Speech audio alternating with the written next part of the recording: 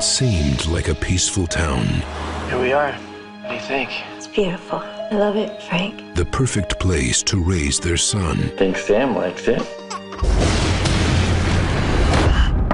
Hello? The storm blew down the power line to my house. Seems as though we're stuck out here. Julie, you noticed anything strange? Instead, they were about to raise the dead. Who are you? What's happening? I saw a ghost. What? I think something's trying to hurt Sam. What's that? It's a video monitor. If you know something, I need to know! So you've seen them? Who? The stillborn. We gotta get out of here now. There's too much death out there. Please, you can't stay here. It's not safe. Why do you have that knife? I'm trying to protect my family, Julie! I need to know that you can do this. No. Let me hold him. Out here, Help me. no one rests in peace. Lukas Haas, Julie! What did you do to my family? The Cradle.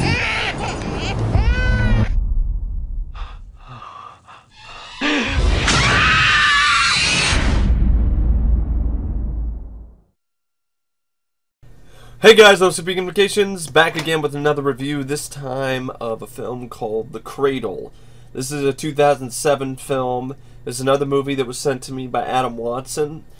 And it's a film directed by Tim J. Brown, and it stars Lukas Haas and Emily Hampshire, as well as Amanda Smith. And I gotta be honest, I thought this movie sucked. I really did. I thought this was a sucky piece of suck. This is a sucky, boring, confusing, aggravating horror movie, which I don't even know if I could really even honestly call it a horror film because of the stupid twist at the end, which I hate these type of twists. I hate them. I don't like it when M. Night Shyamalan Ding Dong does it. I sure as hell doesn't like it when a guy who shares the same last name as me does it either. But anyway, what's extra frustrating about this film to me is that it's not a complete total loss, but it still doesn't mean that it isn't a terrible movie. It's a bad film. It's a bad film with some good performances by the actors in it, and some decent bits of atmosphere and mood and creepiness, and a decent score. But I mean, it pretty much just adds to the mood and nothing you haven't heard before. And the direction wasn't the worst ever by Tim Brown. I've seen worse directors out there. And the editing, though, I thought was a bit too choppy for my taste at points. But I thought the performances were a strong point. Lukas Haas did a good job as Frank. Emily Hampshire, as soon as you found out that their character was actually suffering from clinical depression, then her performance actually tied in really well with what her acting was, because I guess she was supposed to act like a clinically depressed woman, and well, she did a good job acting like that. If she wasn't supposed to be clinically depressed, then I'd be like, man, wake up, woman, because you're like a wooden board. You knock on wood. Do I know if you're real or not? But anyway, Amanda Smith played, she's an older actress, played this character named Helen, which I thought she had a good performance here and there in the film as well. But that's all I got to say. Other than Lukas Haas, the rest of the cast, Lukas Haas, Emily Hampshire, Amanda Smith, some bits of the direction, some moments, sequences in the film that deal with the baby being in danger, like these sort of nightmare dream sequences or hallucinations, were somewhat suspenseful. But other than that, the movie is boring. It is dull as all hell. It is dull as hell. It is a dull as hell, boring ass movie. I mean, it just screams padding. This is a movie that literally there's really not much to it, and it has no business being over an hour and 40 minutes. This movie has no business being an hour and 40 minutes long. This is a movie that the plot that it has should, at best, would work in a little segment on the Twilight Zone or Tales from the Dark Side or some horror anthology, but not as an hour and 40-something minute long movie. Because it is just insufferably boring and slow-paced. The Cradle? Yeah. You cradle your ass to sleep. Rock-a-bye baby. The baby sleeping in the cradle is you. And there's multiple times in the film where the characters mention, I'm tired. I need to get some sleep. You need to get some sleep. You need to get some sleep, Julie. No, give me the baby. You need to get some sleep. And I'm like, yeah, I need to get some sleep too. So I don't have to watch this movie anymore. So I can just sleep the night away and just forget I ever watched this shit. But anyway, I'm glad Adam sent it to me. Thanks, Adam Watson. Thanks for sending it to me. You know, he didn't have to. So, you know, I appreciate it. I'll still keep it, you know, as part of my collection. But I'll never watch this again. There's absolutely no reason to watch this again. Especially after the ending. The fucking ending, which pisses me the fuck off! Which I'll get into soon enough. I hate the ending to this fucking movie. Anyway, it's a very, very simple plot, folks. You got Frank and Julie, played by Lukas Haas and Emily Hampshire. They move to a small isolated town with their son Sam, their baby son Sam, and both Julie and Sam become ill. This is what IMDb says, but it's not really that clear whether that they become ill. Julie is already, you already know, you find out later that she's got postmortem depression. So, not post-mortem. I mean, it's not post-mortem because I'm depressed after I'm dead. I don't think that's what it's called. It's post-mortem or post... What is it post-mortem? It is post-mortem. Is it post-mortem depression? Postpartum depression. Not post-mortem. Post-mortem is like, yeah, you're depressed because you're dead. Because you're a dead fuck. That's why you're depressed. But anyway... So she's ill because she has postpartum depression. You find out that about 40 minutes in the movie, 30 minutes or whatever. The first 20 minutes, even the opening credits is just, look at the beautiful scenery. And then just all this crap. Oh, look at the country, you know, it's countryside. And then we go to the house, and then you have scenes of just walking around, looking around the house. No music, no anything. Just looking around, looking around. Lukas Haas is walking around, looking in the house, along with his wife. Lukas Haas like, I gotta go take a walk, honey, and then he walks in the forest for about an hour and a half. No, I mean that's not really an hour and a half, but it feels like it to me. This movie is so slow. It feels like it's forever. He just walks in for like a minute or whatever. It's not really that long, but this movie just, like I said, it is just full of padding. Just nothing but padding. The running time. And it just makes it an insufferable experience to sit through. Thank God I have my iced tea, as it kept my ass awake. You know, thank God for caffeine, because my ass would not be able to sit through this shit otherwise. I would have been asleep. And, yeah, I mean, I paused this thing multiple times, because nothing fucking happens. Not much of anything happens in this movie. And the only times when things do happen, then it kind of does work. That's what kind of aggravates me about the movie. It does have somewhat of potential, and the moments when it does work, it actually is pretty creepy. There are some good moments that are kind of like something you'd see in a horror game, but you might as well just play a horror video game, like, instead of watch this. You'd be more entertained and be more scared, because the moments where it might be a little bit tense are balanced out by insufferably boring moments of family drama and hallucinations or dream sequences or checking the baby, changing the baby's diaper, going out in the woods, falling down, cut back to he's awake, you don't know what the fuck is going on. It does Lukas Haas going in talking to the old woman, you know, Helen, getting her side of the story. You get the gist that maybe there's a ghost of some baby, stillborn baby, that wasn't really a stillborn, which Helen, when she was a young girl, saw her father buried alive, so that's the gist that maybe that baby is haunting this new family and trying to kill the other baby, and, you know, and so forth and so on. And you do have, so, you know, the whole thing where it's just driving the family to the brink of madness, but it's not very exciting madness. It's very lukewarm madness. And then you have scenes like where the wife, she burns her hand because she's depressed, burns her hand, and then she doesn't want to touch the baby because she's afraid of it or some shit, or she doesn't feel that she could really be a good mother to it. The baby's cute, but what the fuck does that have to do with anything? Of course the baby's cute. It's a baby. Most of the time, babies are cute. So, I mean, it's like if you put a kitten in there and said, oh, yeah, well, the kitten is cute, doesn't mean it's fucking good. Just like it doesn't mean that just because Lukas Haas and some of the cast delivers some pretty solid performances, doesn't mean it's worth watching. And then there's, like I said, the moments where it's tense, I thought were pretty well done. I'll give it that.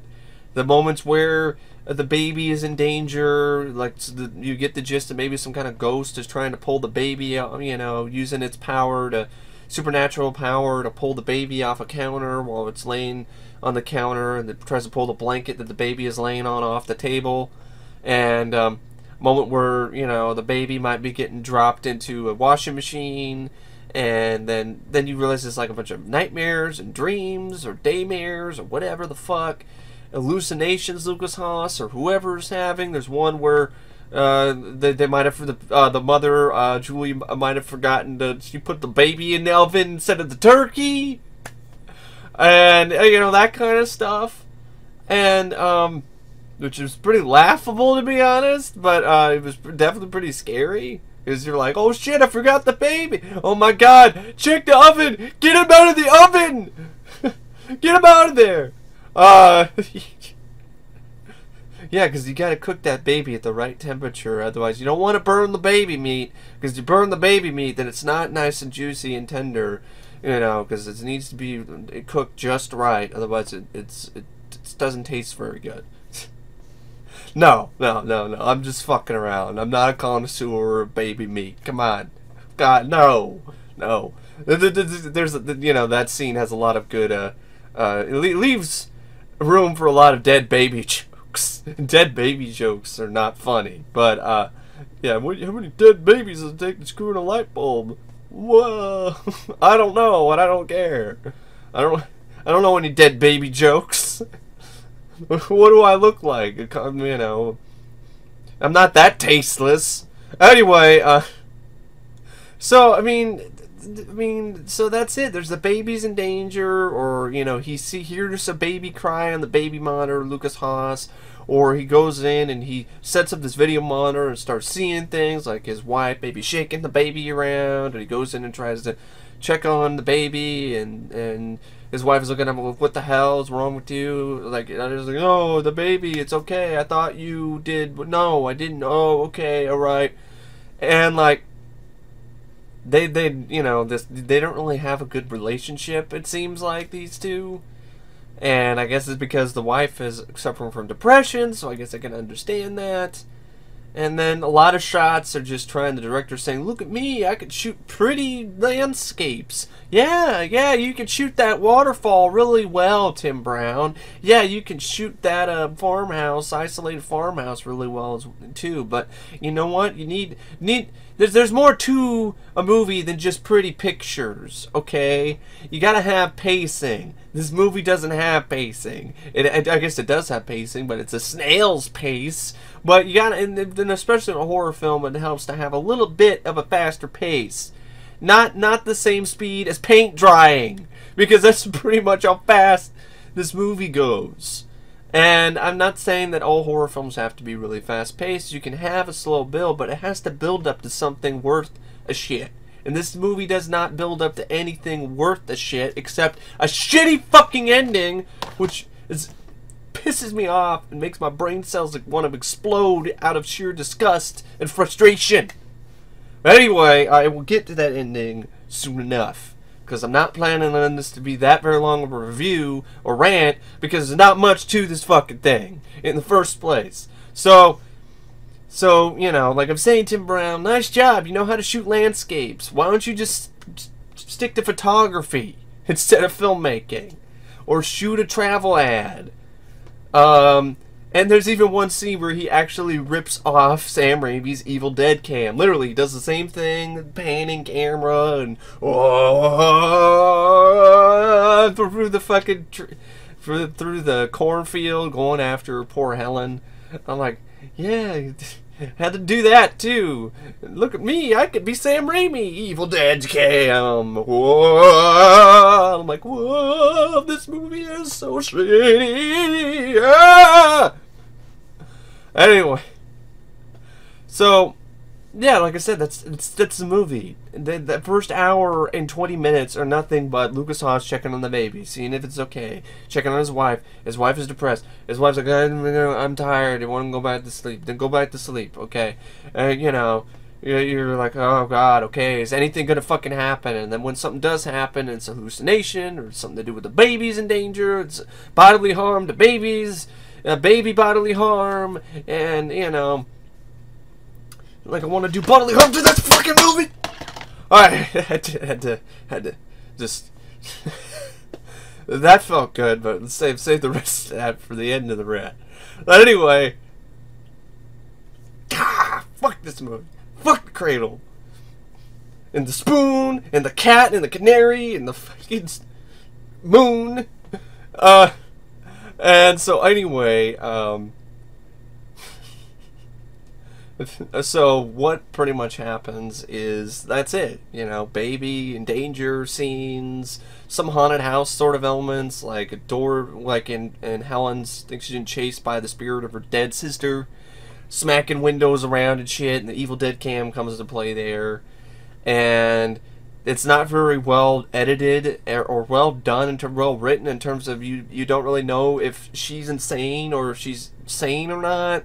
Same thing with the main character, which pretty much you figure out. I mean, the whole haunted aspect, the whole horror aspect of this film is confusing because you don't even know if it actually exists or not, because the ending completely fucks all that up. So now I think I've waited long enough. I can't think of anything else to talk about because there's not much worth to talk about in terms of the hour and 20 minutes leading up to this revelation, or hour and 30 minutes or so, 40, whatever. You find out, because this movie had to pull this stupid bullshit, which I hate. Instead of just being a straightforward haunted house story, we have to have some shitty fucking ending where it's, oh no, Lukas Haas, that baby that he's been carrying around, Sam, he's been dead for days. He's been dead the whole time. Oh my God, it's the Sixth Sense again, but not really. And I don't like the ending of the Sixth Sense either. It's like I don't like the fucking movie. But anyway, so this is the baby was dead. It's been dead the entire time. And you're like, great. And what else you got for me, movie? Because you know the Helen tries to tell him the baby's dead. He's dead. Sam's dead. Can't you see? He's like, no, you're wrong. You're crazy. And then he goes in and then he runs and tries to look for his wife. And then you get cut to flashbacks to scenes we already saw. I'm like, I already saw this scene. I saw that scene. Oh yeah, he lives in the baby monitor, hearing some screams. Okay, I saw that. Oh, he loses his flashlight off the fucking waterfall. No, nice shot. Alright, okay. And then, oh, this is why. Because then there's a flashlight falls down. The last time you saw the flashlight fall down on a rock. Now it pans. Now it pans this way. And you see that his wife is dead too. She ran in the forest, tripped over somebody's dick or a tree root or fucking a rape tree, and then fell off the fucking waterfall and dead. Or he killed her or what? I don't know. It's confusing. And then the movie pretty much ends with Lukas Haas curled up on a tree, you know, like, my baby is dead, and my wife is dead, and I'm crazy. and then pan up to the beautiful trees and the sunlight, and then the movie's fucking over, and I'm glad, because I don't want to watch this shit, this boring ass bullshit, Cradle crap, out of my ass. Yeah, dropped it. Shit. Anyway, I really don't know what else to say about Cradle. The Cradle, you know, where evil is born. Yeah, where evil is born straight out of your fucking ass. It's a turd baby. It's a turd baby. It's a turd baby in the fucking cradle that needs to be thrown right over the fucking moon.